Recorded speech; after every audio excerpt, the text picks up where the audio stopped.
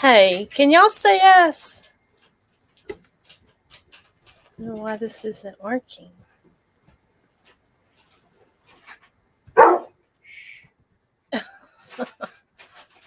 on, Copper.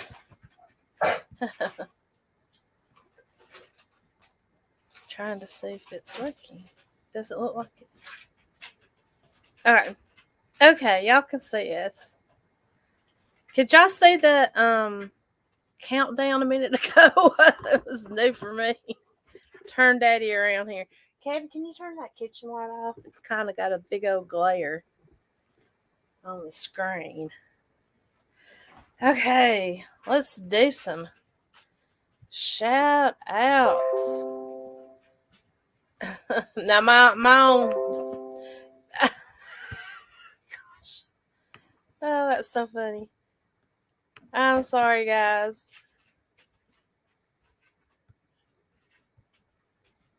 Hey, Adrian, how's it going?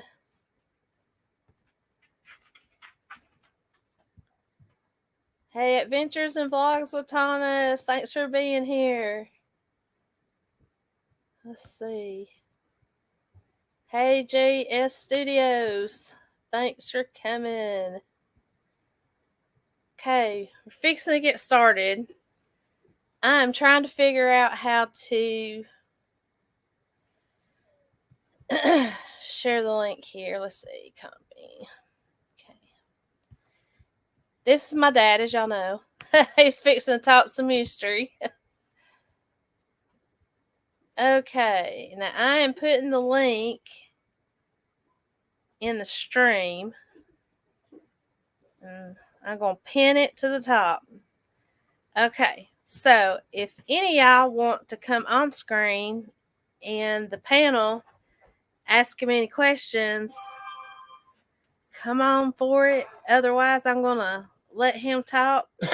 But if you pop in on the panel, I'll let you up to talk to him. So this is my dad, Mr. Alan Haggard, retired Chief Master Sergeant Alan Haggard. And so I will let him get started. What are we talking about? I don't know. Jesse's dad is here. Yeah. Would y'all like for him to talk a little bit about the Lost Battlefield and how he came across it?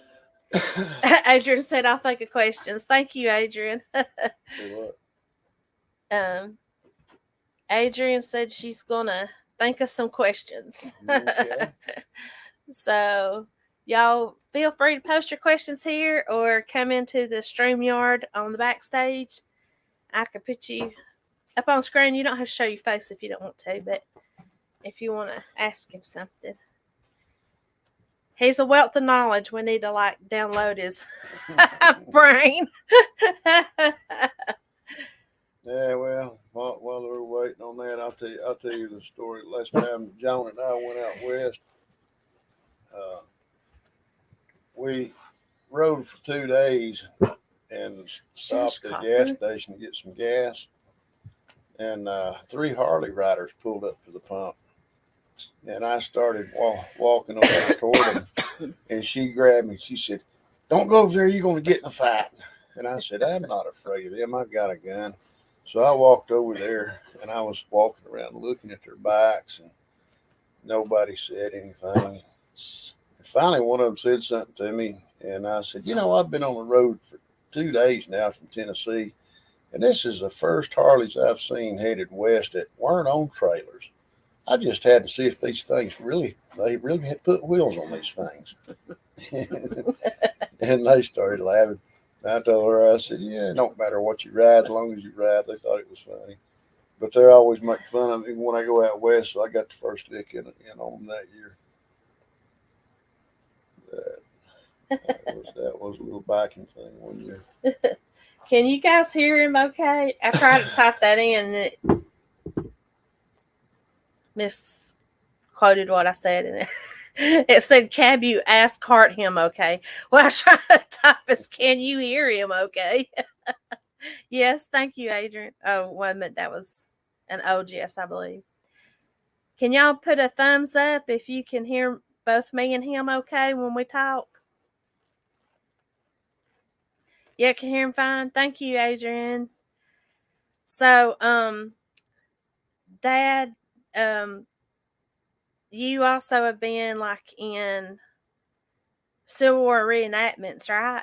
Yeah, that was a lot of fun. Yeah. Can you tell us about anything unique about that, or? Yeah, the Civil War reenactment's a lot of fun. Tony Cordell, my hunting partner, now we work together at the phone company too. But he was into the reenactment stuff, and he was in a movie called North and South. Some of y'all may have seen it, but he was one of the Civil War actors in that. So we went to Shiloh. I think it was the 105th anniversary of the Battle of Shiloh. Happened the same year of the battle, and it was kind of cool. And I was just getting over a broken leg, and so I was limping around. I remember that. Yeah. Well, anyway, Tony told me, he said, you have to, everything's got to be authentic. You can't take a sleeping bag. You can't have anything modern. So we were going to have to sleep on the ground. The tents had no floors in them. So three of us decided, this ain't going to do. So we took off and we went up the hill and we made a raid on the cavalry. And each of us grabbed a bale of hay in each hand, and we started heading back toward the infantry camp. And this cavalry guy, he started chasing us. If you don't have horses, bring the hay back. So hay's for horses, and we just ignored it and kept going. And but he wasn't about to push the matter because we had him outnumbered 3-1. So we got back to camp that night, and everybody slept with hay under their blankets that night. But they drilled us. I mean, like they were training us to be soldiers. We had to learn everything the way they did it in 1862. So we marched and everything. And so they were going to take a grand picture because this was going to be put in a movie. So they had a Winnebago set up, and this girl was on top of the Winnebago, and the photographer, he was moving everybody around, trying to get them situated. And so finally, some guys in the back, they got fed up with it, and so they stuck their hats on their bayonets and stuck them up in the air because you couldn't see anything but their bayonets, And the photographer, he was trying to get them to lower their bayonets, and they wouldn't do it. And so all of a sudden, there was rebellion, and everybody started yelling, no more BS, take our picture, And everybody, I joined them. It was fun. So everybody was shaking their bayonets, and this little girl on top of this Winnebago, and I'm pretty sure she had PTSD after that because thousands of bayonets shaking at her. She was scared to death. So the guy, he finally took her picture. But no, it was a lot of fun. Glenda was there, my sister, and I didn't know at the time. She knew I was out there somewhere, but I didn't know she was there. But she was a spectator. But it was pretty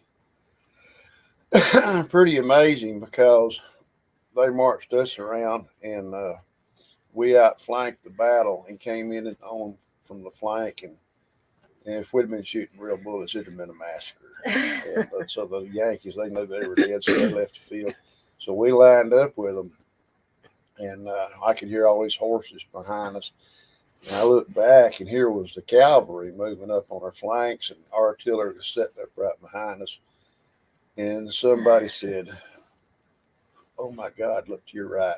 And I looked to the right, and as far as you could see over the hill, in both directions, was nothing but a solid line of Confederate soldiers with flags waving and all the artillery behind us.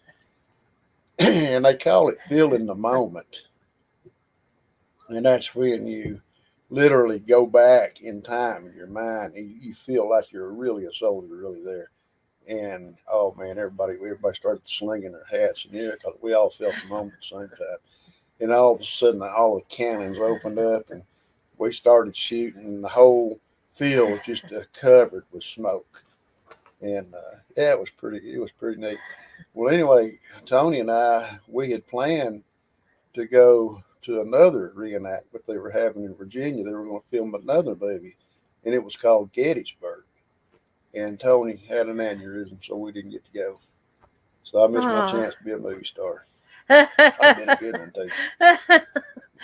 Well, I remember you talking about how you were almost in the movie Gettysburg. But Tony said in the other movie, North and South, what they would do would they would dig a hole in the ground, and they would plant a pound of black powder in the ground. They would cover it in lime, and then horse manure.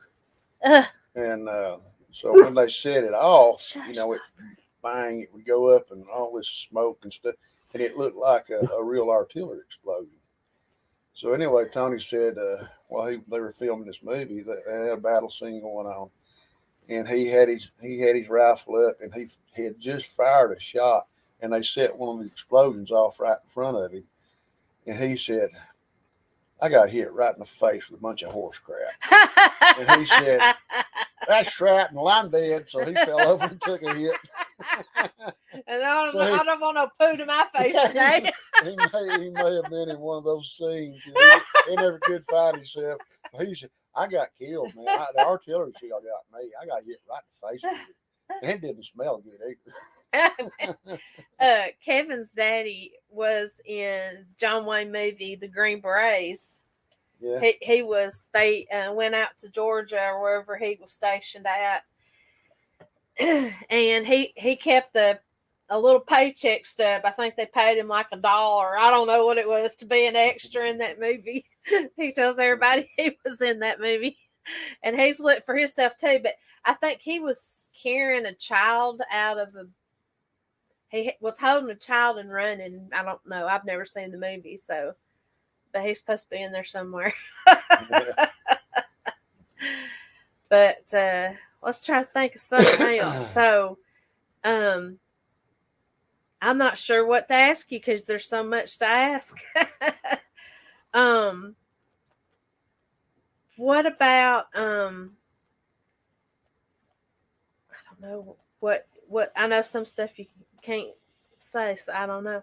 What about? So I'm thinking about going to Shiloh soon. To Shiloh soon. To Shiloh, the Battle of Shiloh, going there to film. Yeah. But there's a place here called the Kennesaw Mountain. There was a battle. Do you know anything about? That's above Atlanta. Yeah. But yeah, do you know it's in Alabama? But no, it is in Georgia. It's in Georgia. Yeah. What can you tell us about that battle? Because I'm thinking about going out there to film. That was when Sherman he was on his Atlanta campaign. He was getting close to Atlanta. It was just north of Atlanta. There was a soldier in Claiborne's division. He was in Company H. His name was Sam Watkins. And in his memoirs, he wrote about Kennesaw Mountain. I believe the battle took place in July, and it was super hot. And he said it was so hot that when they would fire their gun and they would pour more powder down the barrel would go off before they could even put the bullet in. Oh, gosh. It was so hot, as soon as you poured barrel in, the powder would explode, would go off before you could even load the bullet. Oh, my Lord. And he said that you didn't have to aim to kill a Yankee. He said he just pointed in that direction and pulled the trigger. And he said they were piled up 5 and 6 high in front of him. And then he told about, they took casualties too. He named several of his friends that were killed in that battle. But he talked about people falling over from heat stroke and stuff, heat exhaustion, because it was so hot. So what were they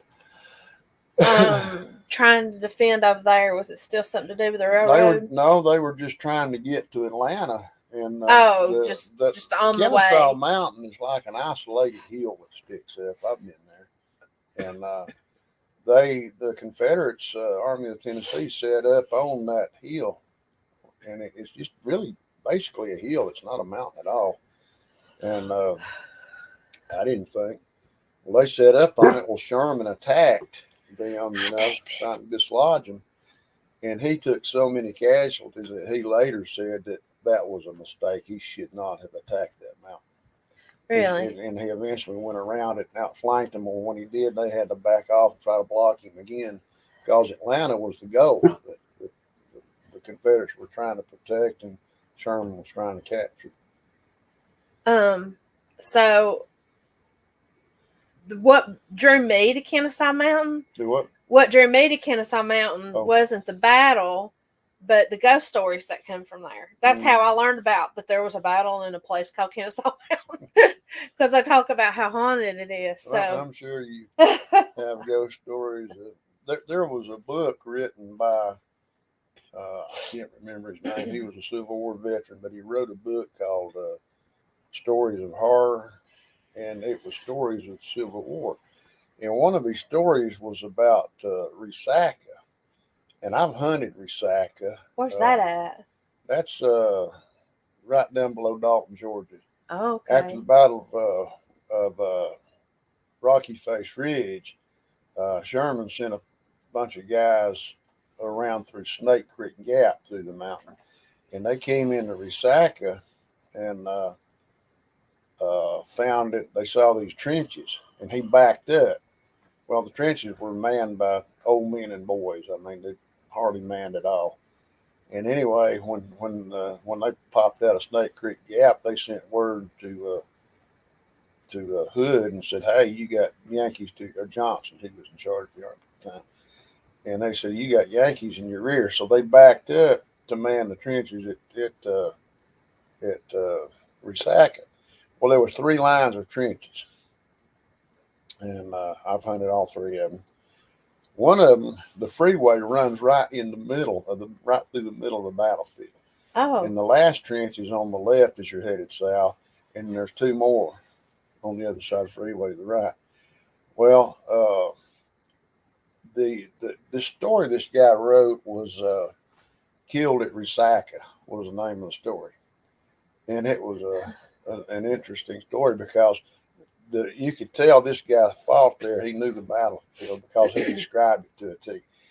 Camp Creek, as you're headed south, is to the right of the freeway. Now, that part of the battlefield is now they made it to a park, so you can't hunt it anymore. There was a time I hunted Camp Creek in the base of the ridge, and I found a lot of bullets there. Well, anyway, in this guy's story, there was a soldier, a Union soldier, who had a lady friend, and before he goes off to the war, she told him, "Don't let me hear about you being a coward. I couldn't stand that to hear that you were not brave in battle." So in every battle they got into, he would stand out in the open just like a peacock, and everybody else is hiding, taking cover. But he's standing out there because he didn't want his girlfriend to find out that he had cowered behind a tree or something. So anyway, at Resaca, he had his best friend kept telling him, "Don't be taking these chances." And he said, "No, my woman can't know that she can't believe I'm a coward." So at Resaca, he was given a message. He was a courier, and he was supposed to deliver it from one end of the line to the other on the Union side. Well, he could have ridden behind this ridge, but instead he got out in the middle right there at Camp Creek and rode down between the 2 trenches. Now, the Confederates have this trench, and the Yankees got this trench, and he rides right down the middle of the battlefield in between, in no man's land. Well, of course, he got shot and killed. And so his friend found a letter on his body, and all blood stained, and it told about, her not wanting him to be a coward. And he says, "Well, this is what killed him. This woman, this evil woman." And so yeah. I'm going to, when I get a leave, I'm going to go have a talk with her. So he got a leave. So he goes to talk with this woman and give her a piece of his mind, And he knocks on the door, and he's going, "I'm going to tell her off because she's got my friend killed." And she comes to the door, and the most beautiful woman he'd ever seen in his life. And he says, "She's the devil. She's a snake, And she said, "Your fiance was killed in action." And she starts crying. And he says, "Oh, the tears just make her even more beautiful." And he says, "She got him killed. I'm gonna tell her off." And this went on and went on. The more he looked at her, the more beautiful she was. And finally, he gave her the note, and it's got blood all over. She said, "What's that?" And he said, "That's his blood. He was killed, and I'm going to tell you that you're the reason for it." And so she's crying even more. And so his heart just melted. And finally, she said, "How did he die?" And he said, "He was bitten by a snake."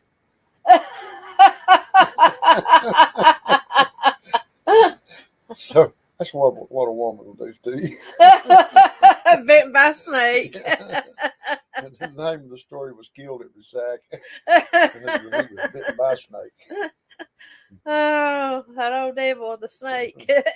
But that book is full of a lot of stories, and some of you could tell the guy was a veteran because some of them are pretty gory. What was the name of it again? Tales of Horror, I think, was the name of the book. And who was the author again? I can't remember, but he was a Civil War veteran. Oh, okay. He had been in these battles. He wrote about the battles he was in. That's amazing. That's pretty cool. Yeah, I've been reading a lot about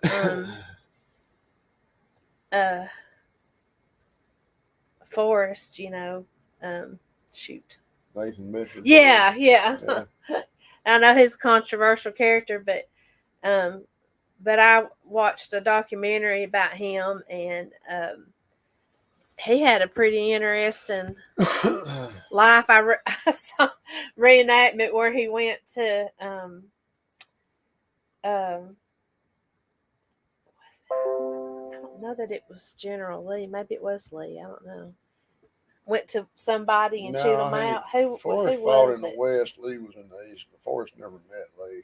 Who did he chew Bragg. out? Bragg. Yeah, it was Bragg. Bragg They did a reenactment of it. It was so funny. Bragg was the best general the North had. Yeah. I mean, he hurt the South more.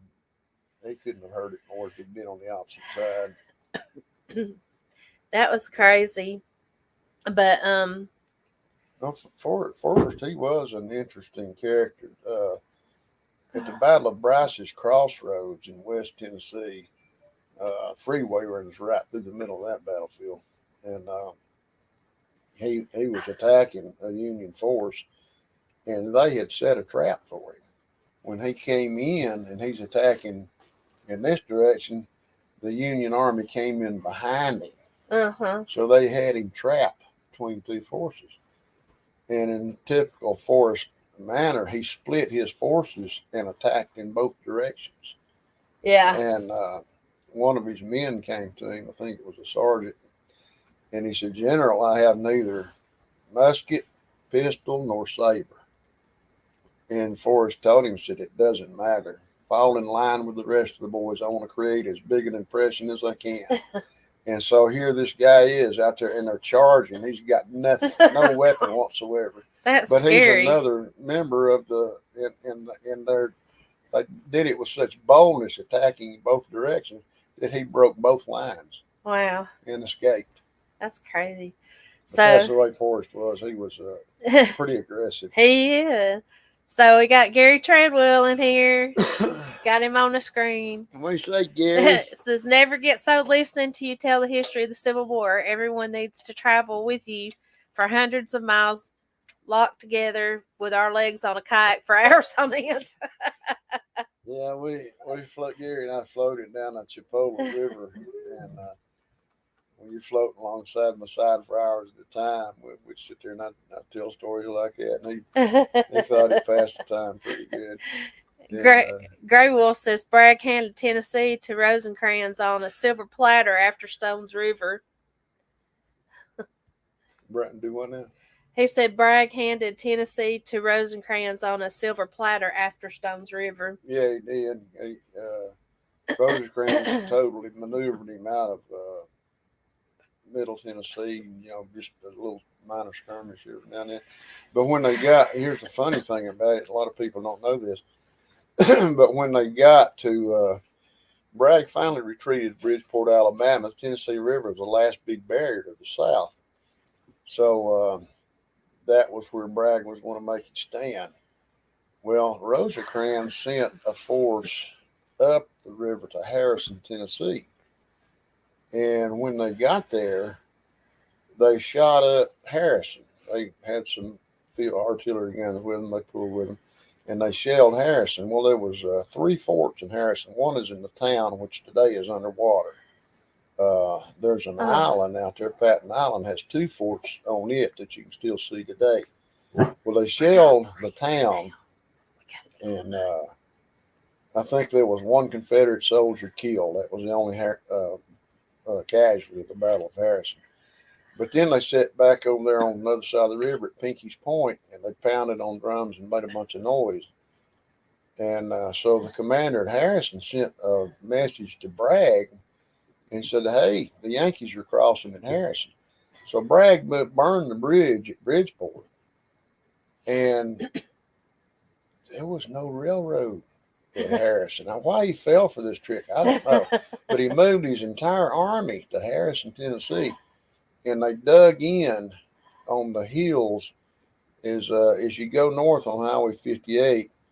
You cross Wolf Teever Creek. Well, right before you cross that creek, those hills to the right, he dug cannon trenches all along there, and he dug in.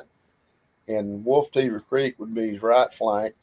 And they dug in there, and they fortified on Patton Island in the high ground, waiting for for Rosecrans to cross the river. Well, Rosecrans crossed at Bridgeport, where he had just left. And so now Bragg, his army is, about 50 miles away from the action. So now he's got to get back to Chattanooga and somehow salvage this. And meanwhile, Rosecrans is rebuilding the bridge at Bridgeport. Well, that takes a little time. So then Bragg got smart. And he sent volunteers in the Union lines posing as deserters.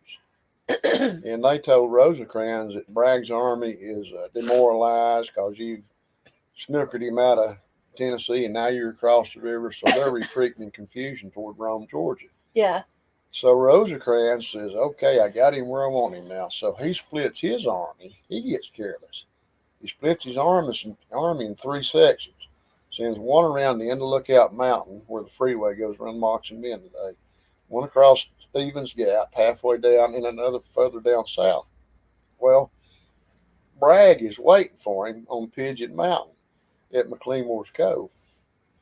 And when Rosecrans gets there with 1/3 of his army, he's getting ready to attack Bragg, and here he is up on this mountain. And Bragg orders an attack. Well, his men failed to follow his orders because he was not a very well-liked person at all. So his men refused to follow his orders. Well, by the time he got it sorted out, twice they failed to follow his orders. Well, when they got it sorted out, it was too late to attack that day, so they had to wait till the next day. By then, Rosecrans figured it out. He's like, hey, this is a trap. Bragg wasn't demoralized, and in fact, he had been reinforced from Stones River. So he had more men than he had at Stones River. And Rosecrans, when he figured this out, he says, I'm about to get whipped here. So he sends messages to the rest of his command and says, get back to Chattanooga. We've got to regroup. So it became a foot race, and they were Confederates going down one side of Chickamauga Creek. This is West Chickamauga Creek. There's 3 Chickamauga Creeks. Yeah. And Rosecrans is on the other side. Well, when they got to Reed's Bridge, that's where they ran into each other, and that's where the Battle of Chickamauga was. Started at Reed's Bridge. But the Battle of Chickamauga almost happened in Harrison and again at Pigeon Mountain. Yeah. So I remember you telling me about that. They failed twice to have a battle and finally had it at Chickamauga. Gray Wolf says Bragg's cornbread wasn't done in the middle. Laugh out loud. Yeah, he's a few cans short of a 6-pack. his cheese slid off his cracker along the floor. So just a funny note. When we lived in Tennessee when Mom and Dad were still married. We lived off of Highway 58 in Harrison. So, just a funny side note. So what I've some of y'all probably remember the videos where I filmed at my grandmother's grave and decorated her grave, different stuff like that. And I've showed y'all the Civil War soldiers there, the ones that are, some of them are unknown. Maybe y'all remember some of that. And can you tell us about what battle you think they died at? Was it the Battle of Bridgeport, do you think? Where was it? Where Miko's buried. Oh, The unknown soldiers out there. yeah, they figured those people died in hospitals there in South Pittsburgh, and they were found when they built the new football field there in South Pittsburgh. Oh, I forgot about that. Yeah, they were grading the ground for the football field when they discovered these dead soldiers that had been buried and forgotten. Well, they had to shut the entire thing down and have the bodies excavated, and they moved them over there to Chapel Harris. Oh, yeah. Or Harris Chapel. Yeah. I forgot you telling me about that. Yeah, but they don't figured, really know what battle it was. Well, nothing, do they? Not really. I don't think. How did they know they were Confederates? All Confederates and not the uniforms that they had, what was left of them. So, oh, they could still see some of what was left of the uniform. They probably had some indication on that. Yeah, of that's amazing. It's like there was I hunted with a guy in the Wise family, got me in contact with him. We went up there to Richmond, Virginia, and during the battle of McClellan's Peninsula campaign, there was a place called Beaver Dam Creek, and it's I didn't think it was a creek at all. It was more of a swamp. You came in, there was ground sloped off from one side and high ground over here, and there was maybe 75 yards of swampland in between. It was marsh. It wasn't really a creek at all. Or if it was, it didn't have any water in it then. But anyway, this guy found a body on the Confederate side of the battlefield, and what he did was he dug. He found a canteen, and the canteen had a bullet hole in it, and then he found a Bowie knife, and that dang Bowie knife was, when was this? What year? Oh, this was 75 maybe. Okay. And it had a Bowie knife, and the Bowie knife was still razor sharp. And then he found a belt buckle, and when he found a buckle, he started digging bones. And he found everything but the skull. Huh. And so anyway, the canteen had a bullet hole in it. He had a cartridge box. There was one bullet in the cartridge box. The guy was down to his last bullet when he was killed. Oh my God. And so he found half a dozen bullets in what would have been the body. So the guy looked like he'd been shot 6 times. Oh my God. And so he took the bones to a university there in Virginia, and they discovered that they figured the guy was probably a teenager. That's why they didn't find the skull, because it hadn't developed yet. But here's the Paul Harvey part of the story. This guy's great-grandfather, the guy who found the body, his great-grandfather, he knew what Confederate unit this was. Okay, that was in that section there. His great-grandfather was in that unit, and he was killed at Beaver Dam Creek. He said, wouldn't it be weird if I dug my great-grandfather? Oh my God. Yeah.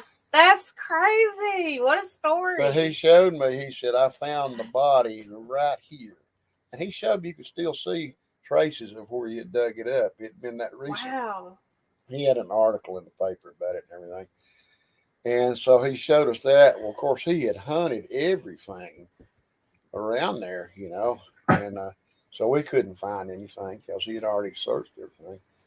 And so there was this big old holly bush, and I just went right in the middle of it. And they said, man, are you crazy? That'll rip the clothes right off your body and cut you. And I said, yeah, I'm crazy. That's why I find things. I found 4 grape shots in that holly bush. because nobody else would go in there because you're going to get ripped to shreds. Yeah. Well, yeah. that's why I found stuff. I'd Oh, go my where God. other people wouldn't go. So yeah, after all this, as hard as he had hunted, I still found things there. Wow. The somebody that me and Kevin used to work with told Kevin some time back that he had, you know how we've got caves off the side of the mountain, you know, and he was down in one of the caves, and I guess he was just exploring or actually like hunting deer or something, and he found the body of a Civil War soldier in the cave. Still had his uniform on and everything. Really? And I guess I don't know if he crawled in there to die or what, but yeah. But we were told not to tell anybody where and all this kind of stuff because I don't know if he was afraid of getting in trouble for finding him. I don't know. But so crazy stories. We don't know. We could be walking on people all the time and never know it. Yeah. Grey Wolf says, had Lee not dispatched Longstreet and Hood to bolster Bragg's forces at Chickamauga, the Union would have beaten the Confederates. That's true. And what happened there, Longstreet got there the second day of the battle. They got there by train from Virginia.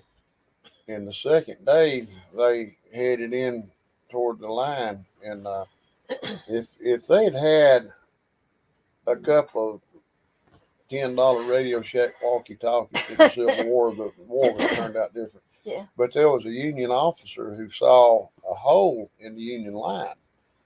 And he said, there ain't nobody there. And so he pulled some people from this section of the line to plug that hole. Well, in reality, there was people there, but he just couldn't see them because of the trees, because Chickamauga was like a jungle. So when he pulled people to plug a hole that didn't exist, he created a hole. And it just so happened that that's where Longstreet hit. And he lined his men up in 3 lines, one behind the other, 3 waves. And they hit exactly where this Union commander had pulled people out and created a hole. And that's why the Union Center broke. And Longstreet, and what was funny about it was Bragg was wanting to break the Union ends. And when the center broke, he was like a little kid. He just threw his hands up. Didn't go the way I wanted it to go. He just pitched a tantrum and didn't follow through with his victory because he was upset because it didn't work out the way he planned. That sounds like a sport baby. and the whole Union Army's just running like crazy. And Bragg's just, damn it, I didn't want that to happen. Well, what about shoot, now I forget his name now. He was like a general for the North though. The not Stonewall, but the wall of Rock of Chickamauga. Rock of Chickamauga. Yeah, what was his name? I forget. Thomas, yeah. Thomas, he had that crazy running in there with all them people carrying on. Thomas was northern born. No, he was born in Virginia. Yeah, his family he stayed with the North, and his family never forgave him. Yeah, they denounced him, and then after he died, because they kept his sword, and after he died, they donated his sword and felt bad because he was such a hero at that point. But he's gone by then. You can't make it. His family never did forgive him because he stayed with the North after the war. But the funny thing was the North really didn't trust him because he was Southern born. But he proved himself on 3 occasions that I can name up. Yeah. One was at Chickamauga where he held Snodgrass Hill, got the name Rock of Chickamauga. So he was a big hero. The second time, he broke the center of the line at Missionary Ridge. And the third time, he was at Nashville and won the last great battle of the Civil War and defeated the Army of Tennessee after the Battle of Franklin. 3 times in the war he did something just fantastic. Yeah. And his, he was never given the credit he really deserved. No, he wasn't given the promotions and all that stuff either. But it was, and what I saw, I was watching a documentary on him, and it's the reason he was with the North is just he had a lot of morals about, I've already said I pledged allegiance to this particular group, and then now you say you want to break away. To him, it felt like, it would be unmoral to kind of sort of cheat on your spouse in a way. Well, that decision was hard for. It was hard for a lot of them to make. Lee himself was loyal to the North, but he swore that he would never raise his sword against Virginia, his home state. Copper. Whoa! I had a malfunction there. Sorry about that, guys. Her dog. Yeah, Copper's gotten away. I've been having to pet him this entire time because he just won't quit. If I hadn't petted him this whole time, he'd be barking this whole time. No kidding. He's wanting loving. Enter Copper. Yeah, Copper.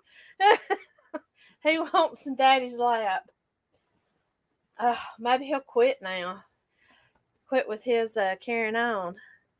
Laugh out loud, Copper. Adrian says, yeah, we have enough Copper. He's a big baby. But I about knocked the computer down picking him up. So, I'm trying to think of what finally led to Lee wanting to surrender. It was after. He didn't want to surrender. I know he didn't want to, but it was shortly after Franklin, wasn't it? Yeah, but Lee was in the East. He had they had fought through the Battle of Petersburg, and when he finally retreated from Petersburg, he was out of everything, ammunition mainly, and they were trying to get to a supply train to get rearmed, and Grant cut him off. And in order to get to a supply train, he had to go through Grant's army, and that was at Appomattox, and that's when he realized that, it's over. Because he couldn't get through Grant's army, and the supply train he was cut off from it. So that's when he surrendered. Yeah. So I know you've told the story once in a video. If y'all haven't seen it, you can. It's not too far back in my history about the Chattanooga Great Train Escape, or where they cutting the lines. Went to where they're buried. The Great Locomotive Chase. The Great Locomotive Chase. So, yeah. I do have a video where we went there. If you actually want to see the place, but that was a crazy story too. Is there any kind of interesting story about about any spies about? Any cool stories that way? Yeah, there was one spy who, I think it was during the Battle of Petersburg. There was a Confederate spy who, it was after the Battle of Petersburg. Battle of Petersburg, there was something called the Battle of the Crater, and what some Union officer overheard someone say, we ought to dig a hole under that line and blow it up. So the officer said, well, that's a good idea. So they tunneled under the Confederate positions, under their trenches, and they filled a room full of black powder. And when they set it off, the whole line was ready to go and attack. Well, there was a huge explosion, and it blew this enormous crater in the Confederate line, and cannons went flying up through the air, and horses and everything. Gee. And when it all came down, here was a huge crater. Well, when they got to the Yankees got to the crater, they were they got down in the crater and they were looking around, and here was all these cannons with a barrel stuck up in the ground. They had never seen any destruction like this before. And it was, incidentally, it was the first time a mushroom cloud had ever been seen on Earth. And so they were sitting there and they were looking at everything, and they were like, man. Well, that gave the Confederates time to regroup. Thank you, Thomas. Lee sent some reinforcements in to plug his hole, and they just slaughtered the Yankees in the crater. So all this was for nothing. Now, in World War One, that happened often. They often tunneled under German lines, or German did the same thing to us. But this was the first time it was done. Was in the Civil War, in the Battle of the Crater. Now, this Confederate spy, was at a wharf, and this was right there close to Petersburg. And he saw this Union ship, and it was loaded with ammunition and stuff. And he watched until the captain left the ship. And then he walked up to the ship, and he had a package. And that package contained a 4-pound time bomb. 4 pounds of gunpowder. And he had a timing device in there. And he walked up and told him that he needed to give this to the captain. He needed to deliver to the captain. They wouldn't let him on the ship. Yeah. And they said, well, give it to me. I'll take it. I'll give it to the captain. So he let them have it. They took it on the ship. Well, he walked back several hundred yards away. He's leaning against the building watching, waiting for his bomb to go off. And when it went off, the entire ship just boom, it blew up, and it almost killed him. Knocked him down. He was all bruised and everything. Almost killed him. He's the one that set the thing. But the entire ship was full of artillery shells, and all of it went off at once. And the entire ship, just a massive explosion. It killed more people than died in the Battle of the Crater.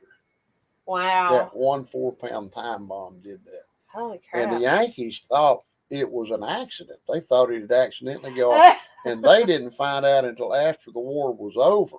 And they got into Confederate records that a spy had done that. So that was probably the most unique thing a spy did during the Civil War. He caused more damage, killed more people with a 4-pound time bomb than in the entire Battle of the Crater. Holy crap.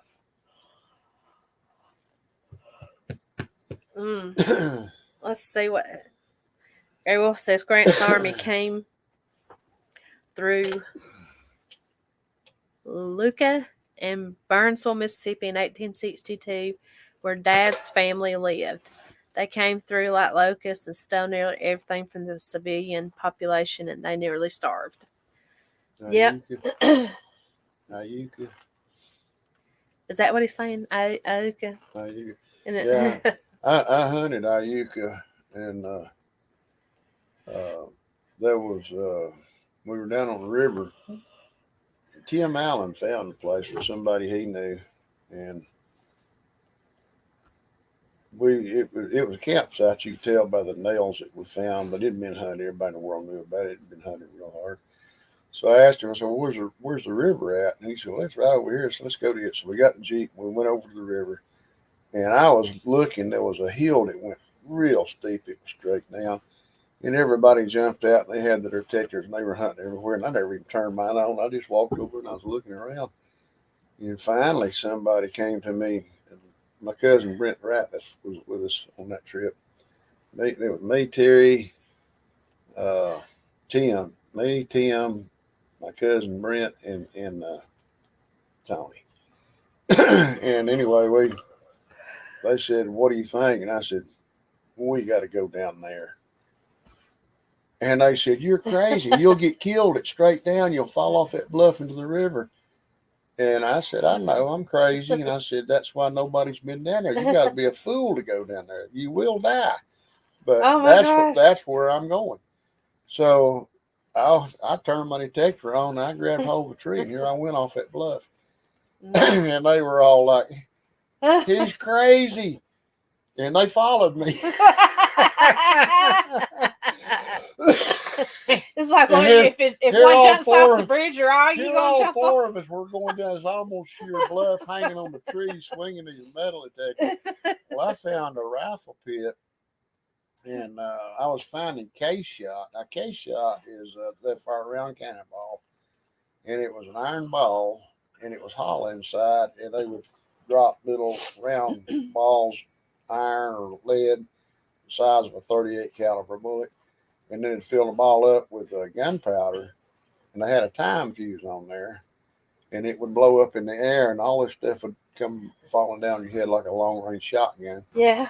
And then I was finding shrapnel and these case shot all over the place.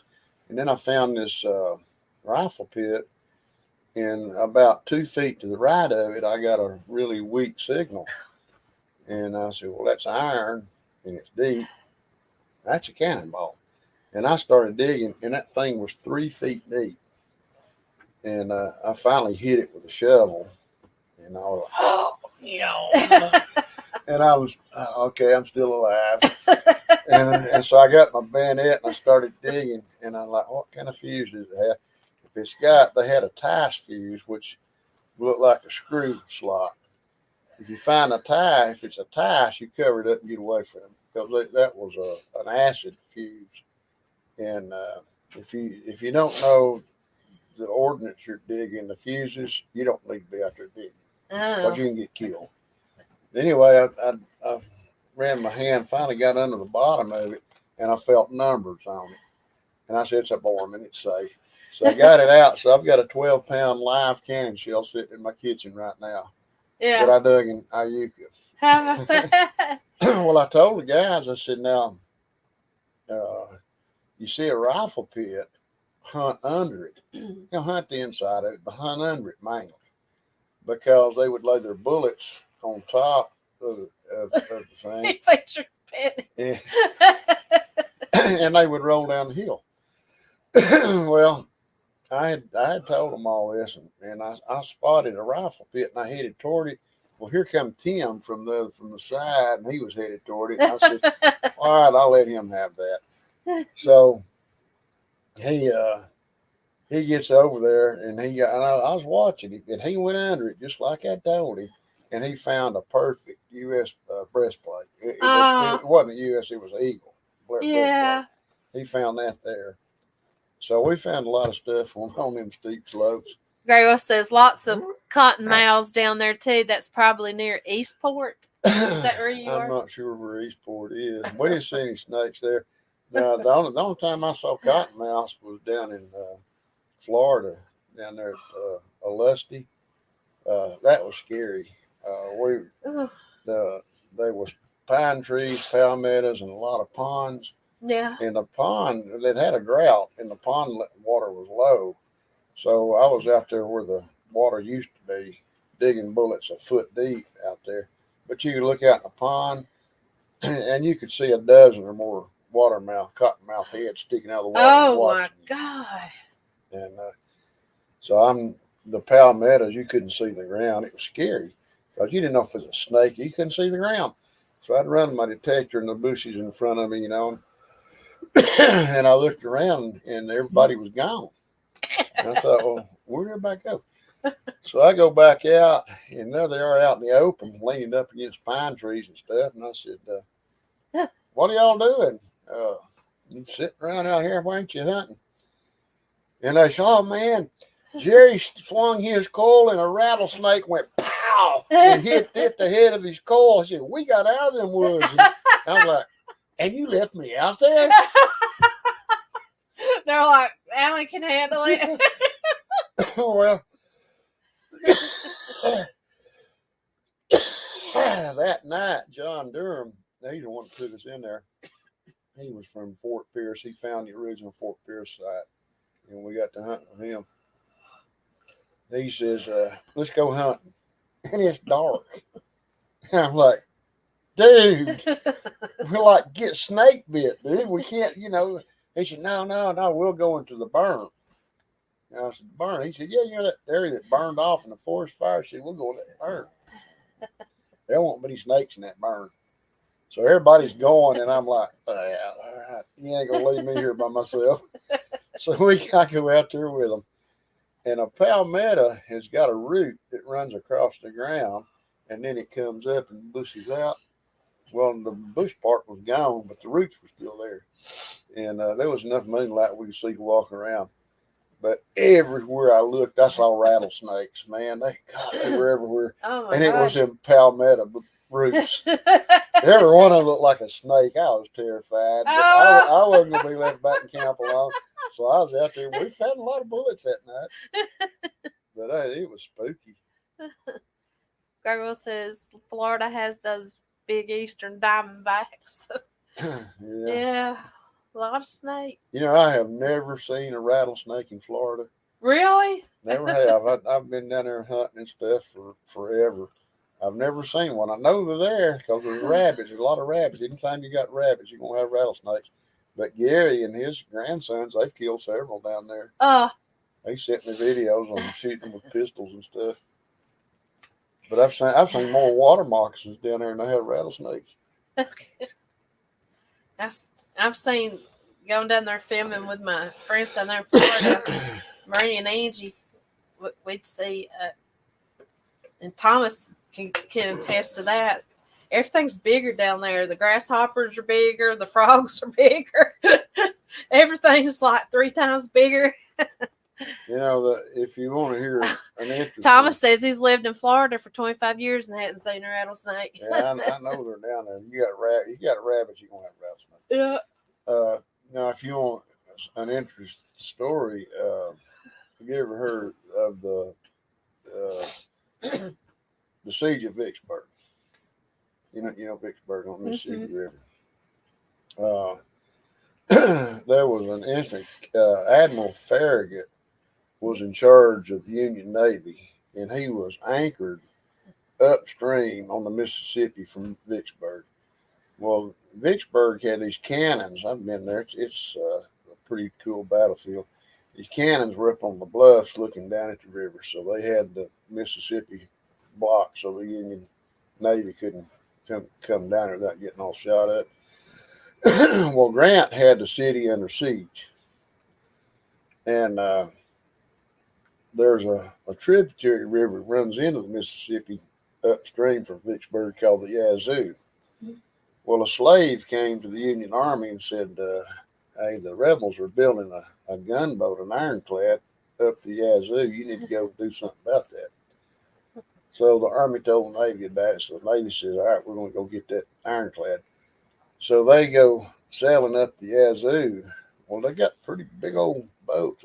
The Union gunboats back in those days were pretty big, and they took up a lot of room in the river. Of course, they're all powered by coal, or wood. I think it's coal they use mainly. Well, they get up the Yazoo, and the river narrowed, and they said, well, there's nothing here. So they turned around and went back. So the slave comes to him again and says, why didn't you get that rebel gunboat? He's still there. So they go back up there again. Well, this time they get up in the river, get so narrow that there's trees down over the river. And they're out there chopping them with axes, trying to get their boats further up the river.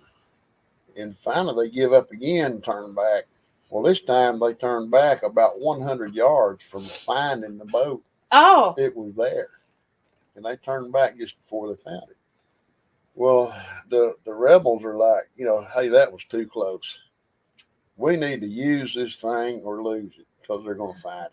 Yeah. Well, it was finished. They had it all equipped, ready to fight. They lacked only one thing. They hadn't painted it yet. Oh. So the iron was rusty. And they was going to pretty it up and put a paint job on it. Well, they didn't have time to do that. They said, we ain't got time to paint it. We're going to have to use it or they're going to find it. So they came out of the Yazoo, went down to the Mississippi, and they go down the river. Well, now Farragut's fleet is at anchor, and their steam is down. They got fires lit in the boilers, but they ain't got them fired up because that takes fuel, so they don't want to waste fuel. So here comes this Confederate gunboat. right through the entire center of the Union Navy. Uh-huh. And he's firing cannons out of both sides. Bam, bam, bam. And the Yankees, when they try to shoot back, they're hitting their own people. Yeah. I mean, their friendly fire is a big issue here because they're shooting past the Confederate, hitting ships on the other side of it. So he goes right through the middle of the entire unit of Navy, just creating all kinds of confusion and havoc here. And then he's gone around the bend. So Farragut, he's kind of ticked about this, So he said, I'm going to get that red. So he gets his steam up, and they head downriver trying to get that Confederate gunboat. He's got a whole Navy with him. This is one boat. He's going to get him, So they go right down, and now they get to Vicksburg, and the Confederate guns on the bluffs are firing down at him. But he can't shoot back because he can't get his guns elevated enough to hit the bluffs. Yeah. So when he tries to shoot, his guns are hitting low and they're not hitting the Confederate position.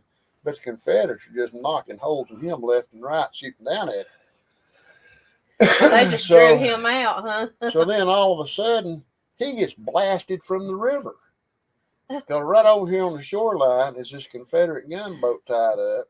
And that rusty steel, that rusty iron blends in perfectly with the river. So he's perfectly camouflaged from this rust. Oh my God. So he's hammering them from the side from right at water level. So, I mean, they just got the stew shot out of them.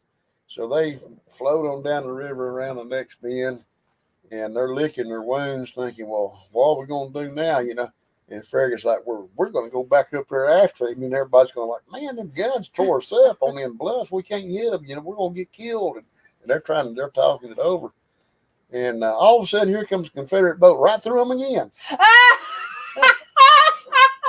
And he comes right through the middle of the Union Navy let's again, do it. hammering them from both sides again. And again, and he's probably wrapping. And again, they're trying to shoot back, and they're hitting their own people because, if you shoot past the Confederates, you're going to hit your friend on the other side of it. And he's running right through the middle of them. And it's just a mass confusion.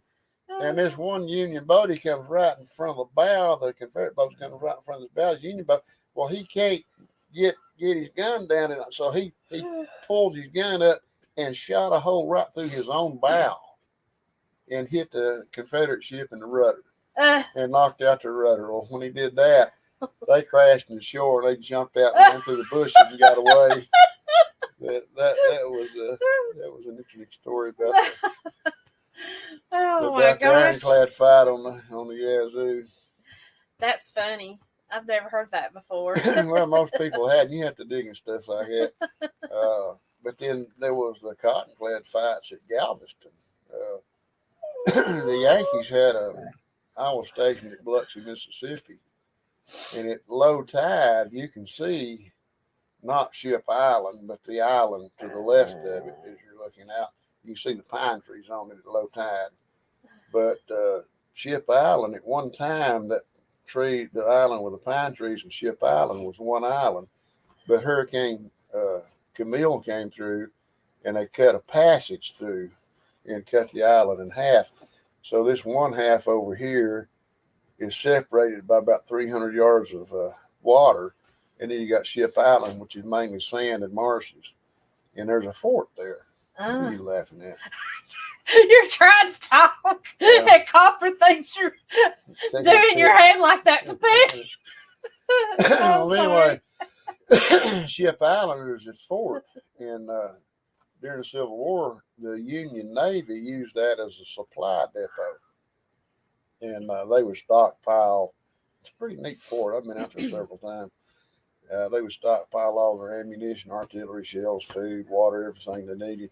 And then when the blockade ships needed resupply, they would come to Ship Island. They'd load up with everything they needed. And then they'd go and blockade Mobile Bay, New Orleans, Galveston. Everything in the Gulf was supplied from Ship Island. Well, at Galveston, the Confederates were like, we need to break this blockade, and so we can get stuff in and out of here. And they said, well, there's all these ships out here. What are we going to do? We need an ironclad because the Union ships are made out of wood. And I said, we need an ironclad because we're outgunned. There's no way we can. And they said, well, we don't have any iron. And somebody said, well, we don't have any iron, but look at all them cotton bales stacked up on the wharfs. We can't get those to England because of the blockade. Why don't we line our ships with cotton bales? So they did. So that was the cotton-clad battles.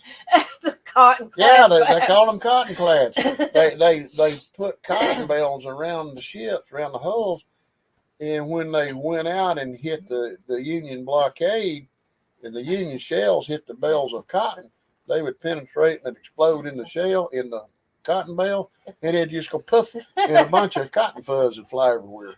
Well, they started sinking Union ships and broke the entire blockade with cotton-clads. And like the very next day or the day after, the Union Navy said, well, we can't have that. So they sent some ironclads in there and put a stop to that. Oh my gosh! But yeah, they actually broke the blockade with the cottonclads. That is crazy. But it's like when I was in high school, we had history, and the Civil War of '92, they fired on Fort Sumter. The Union blockaded the ports, and then they captured the Mississippi River, splitting the South in half, and then Sherman marched to Atlanta. That was it. That was basically it. But there is so much more to the Civil War than. Yeah. But if anybody's really crazy. interested about that, there's a 3-volume set of books called "The Civil War: A Narrative" by Shelby Foote. Okay. And they're pretty thick books, and but that takes you through everything, all the political stuff, and every battle, every commander. Most educational thing on the Civil War you can get. Okay. Huh. and it takes it all in sequence, And it's like Grant was, he was almost killed in the beginning of the war before anybody even knew who he was. Yeah. They had I can't remember the name of the place, but they launched a raid, and they got pretty much whipped. And when they retreated, Grant was the last one to reboard the ship. He wouldn't get back on the ship until all of his men were back on board. Huh. And he almost died right then and there before anybody even knew who he was. So before we go, does anybody have any questions? If you want to come onto the panel and ask him a question, there's a pinned link above, and that's the link you can click on to come up on a panel and ask him a question. Come on, Gary. I know you got one. Ask me about Calais, Maine, Gary. You still in here, Gary? Ask me about Calais, Maine. I don't know if he's still in here or not. Anybody got any questions? Just put them in the chat, or you're welcome to come up on panel and just chit chat. Yeah, I think chit chat. I'll tell you a couple here before you go. Calais, Maine. Gary's here. Yeah, I'm here. Yeah, okay. Gary's son-in-law talked me into going to Calais, Maine last year. He said, "Oh, that's pretty." So I ride to Calais, Maine. As soon as I got there, I'm looking around and the phone rang, and it was Chris. And I looked around me. I looked at the phone. No Marine questions like that. And I said, Chris, I'm gonna kill you. And I about got kicked off Facebook because I put that on there. You can't use the K word. I'm like, what? I said, Chris, I just rode 1,200 miles on a motorcycle. Almost got killed twice.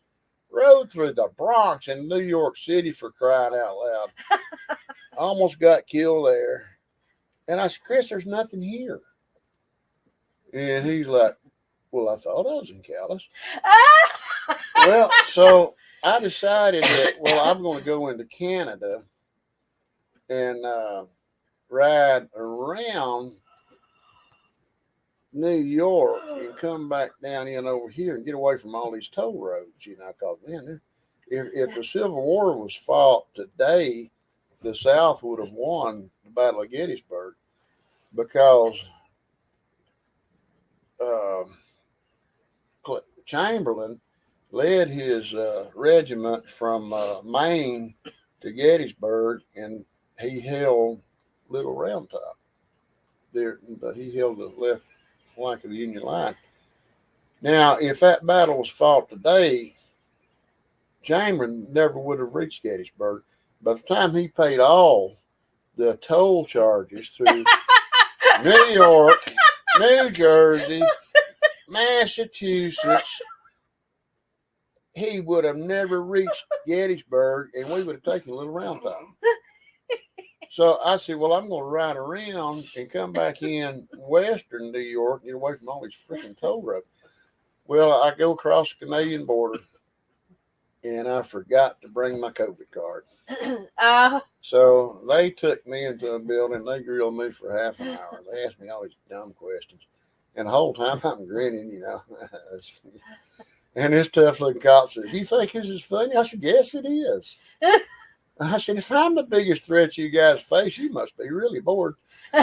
So finally they said, "Well, okay, you can't come into the country because you don't have your COVID card. You got to go back to the States." So this little female type cop, she physically escorts me and makes me turn around with my motorcycle and get back into the line to the States. And I said, "Wait a minute, I got a question here. I don't have my COVID card. Are they going to let me back in the States, or I'm going to be stuck on this bridge forever?" And she had to think about it. And she said, "Oh, yeah, they let you back in. You're American." So I get back home, and I tell John, I said, "Okay, we're going to go to Niagara Falls. Yeah. But make sure you got your COVID card. We're both going to take our COVID cards because I don't want to go across on the Canadian side." So we get to Niagara Falls. We're going to go across the border into Canada. And they stop and they ask, "You got any bear spray?" "No." "You got any guns?" "No." And then she says, "Do you own any guns?" And I said, "Oh, yeah, I own lots of guns, but I didn't bring them because I knew I was coming to Canada." And she said, "Well, don't you feel uncomfortable traveling without a gun?" And I was like, "Well, let me think about that." I said, "Well, not here. I think it's kind of civilized here. Now, I wouldn't go to Texas without one." I said, "I went to Alaska. I couldn't take one there. But, when you ride your bike to Alaska and you take it." I said, I went through 5 provinces of Canada, so I couldn't take one. I said, I had a yelling match with a grizzly bear one night. I said, now that made me nervous. And she said, "Come on in." It's a relative thing. Yeah. You travel without a gun and you sleep with grizzly bears. Yeah, you're going to get a little nervous. You had to, I don't know if you want to talk about it or not, but you was telling me one time that you did have a gun somewhere where you were at, and some people got freaked out. Oh, yeah. That was in silly. Texas. Yeah, that was in Texas. It got up to 122 degrees at one point. And in Texas don't have any showers in campgrounds. And so every third night or so, I'd get a motel room just so I could take a shower. Well, I was going into Big Bend, Texas, the big old huge national park. And I thought, mountains, cool. Mountains, higher elevation. Maybe I won't sweat so bad tonight. I can get some sleep. So I go up there and I set up camping in this campground. And but I always sleep with my clothes on. Take my boots off. but you don't know what's going to happen out there. So I always sleep with my clothes on.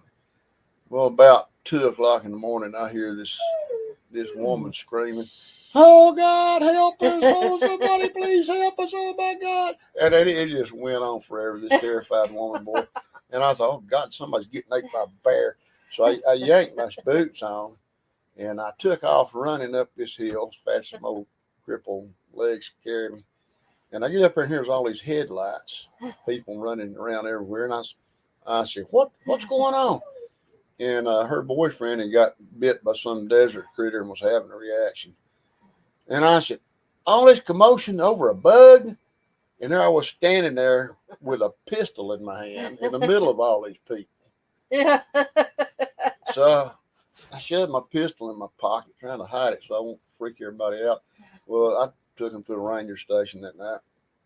Next day, the boy comes down there to thank me for helping him. And he said, "My girlfriend said you had a gun last night." And I said, "Yeah, I had one last night." I said, "Got it today too." I said, "I didn't know what I was running into last night and all that screaming and scaring up." And I said, "Son, you gonna hang around country like this with a woman, you might ought to get you one too. And you're from Texas?" Yeah.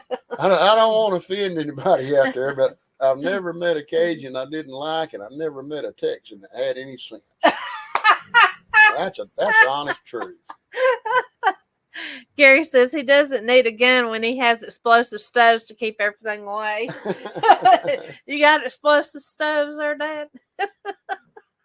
Gary's the one that's got the explosive stoves. You keep on, Gary. I'll tell him about the time you set Cahutta on fire.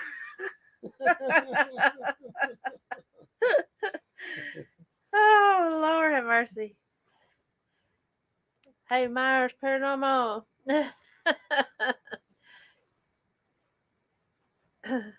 That Myers Paranormal, they're probably 20 minutes from us. They live out that way. But we're going to have to do a collab sometime again. But do y'all have any questions? That was not funny. Laugh out loud, Gary says. Well, actually, it was kind of funny. So Dad goes hunting with Gary and a bunch of friends all the time. They go hunting hogs. Yeah, we hunt pigs. Yeah. We won't tell any of that. What goes on in Camp Station. He's got pictures on his Facebook page. Some nice hunting pictures. Y'all don't have no questions or want to come up on panel before we head out? Anybody? So let us know in the comments if you want us to do a live stream with Dad again sometime. Or did y'all enjoy this? Nah. We've had to pet Copper this entire time to keep him calm. Because he was wanting all the attention. He didn't want us talking to y'all. He wanted us talking to him. So me and Dad's got to go somewhere else. Gary says, enjoyed that very much. So, what little I caught. Hey, Myers, you could go back and watch. He told a lot of stories. A lot of interesting information. So, yeah, me and Dad's going to have to go back and film somewhere else sometime. He wants me to go out west with him, but I don't know if my boss will let me off 2 weeks at a time to go traveling. But it would be really fun if he would let me. I wish you'd go see the Little Bighorn battlefield sometime. There's a lot of things to see out west, but that's the most unique battlefield I've ever seen because where every soldier fell, they've got a gravestone. Yeah. Where he fell. Yeah. So like for example, at Last Stand Hill, it looks like a cemetery. You get all these, and this is where the bodies were actually found, and they stuck a marker there.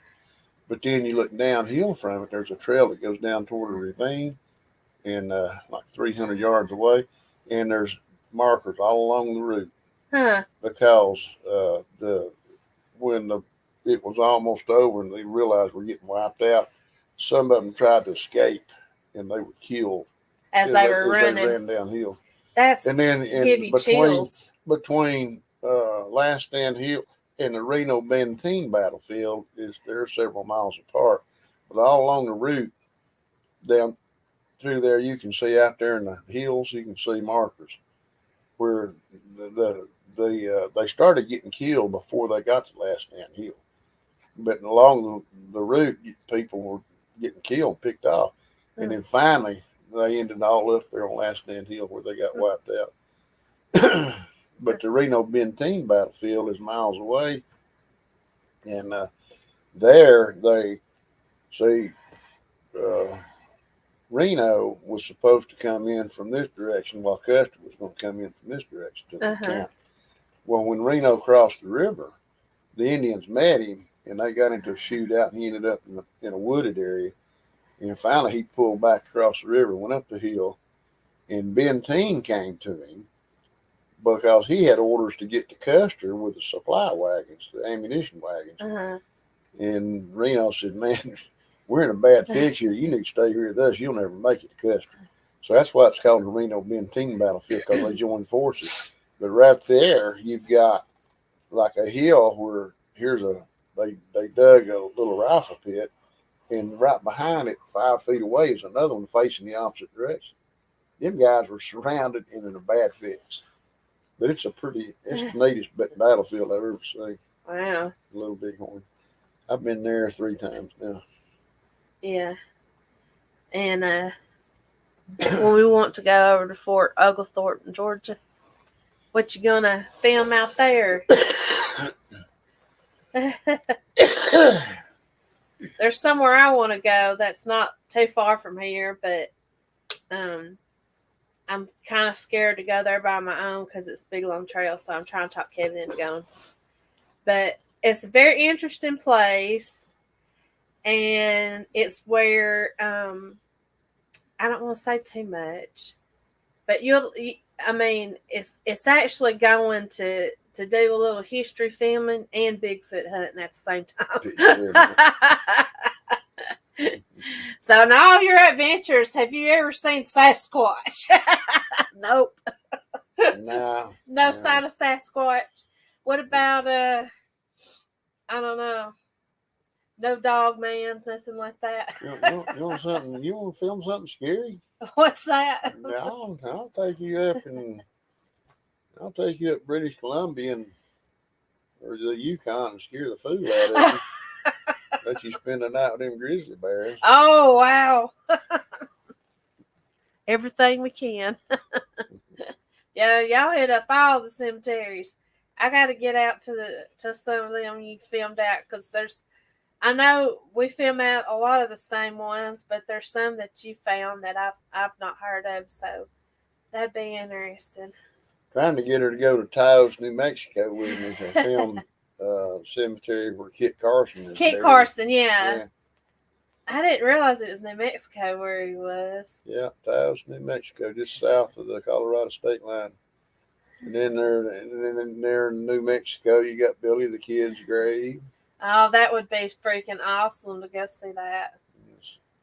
Yes. And Sturgis, I never even thought about going to cemetery where Wild Bill and what's her name was buried. Calamity Jane. Calamity Jane, yeah, they're buried there in St. And I've never been there. I've been out there half a dozen times. I've never been there. Oh, wow. So next time I go out there, I don't have to go see that. Yeah. Like a point of going back to there. So if you didn't go on bike and you went in your truck, how long of a journey would that take? Same time. About 2 weeks. You can drive as fast on a bike as you can in the truck. Yeah. What does he say? I've been to Glorieta Battlefield near Taos and Pecos Pueblo. And the Pecos Pueblo. I've been to the Pecos River. I don't know. That was where, what was his name? Judge Roy Bean. Been to his place. The Battle of Glorieta Pass was in 1862. I'm not familiar with that. Uh-oh. There's a battle that Dad don't know about. There's He'll have a to lot. look that one I up. don't know all of them. We'll have to look that one up. I've been to just about all the major battlefields. And some people never heard of. You know, Fort Fisher in North Carolina, Camp Wildcat in West Virginia. No, I've never heard of them. Okay. If y'all ain't got any questions, we may be fixing to leave. You'll stick your head in here. Well, you done walked by, so you might as well. Kevin's too shy to say hi to everybody. Hi. Whatever. Well, we enjoyed y'all being here and hope you enjoyed the... What is that? Oh, yeah. That'd be good. Oh, my gosh. Can you say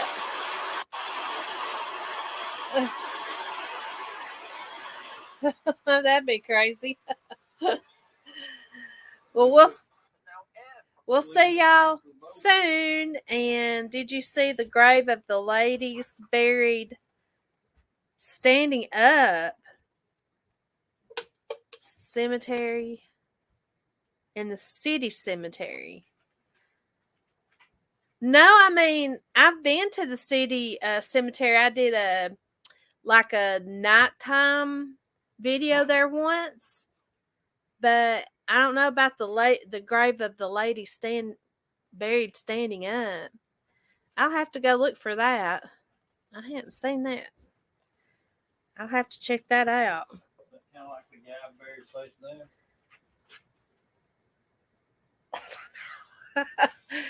Well, we're going to get out of here, guys. Peace. I love you. Hope you enjoyed it. We put out a short video. Check it out. Y'all look it up.